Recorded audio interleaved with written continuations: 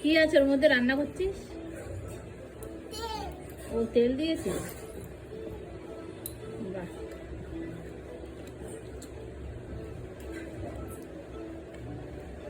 ওটা কি? এটা ও এত বড় বড় মাংসের পিস?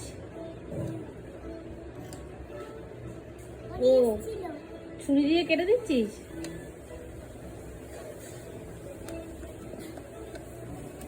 বাহ, হ্যাঁ।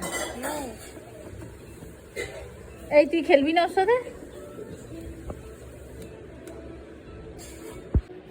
এটা কি?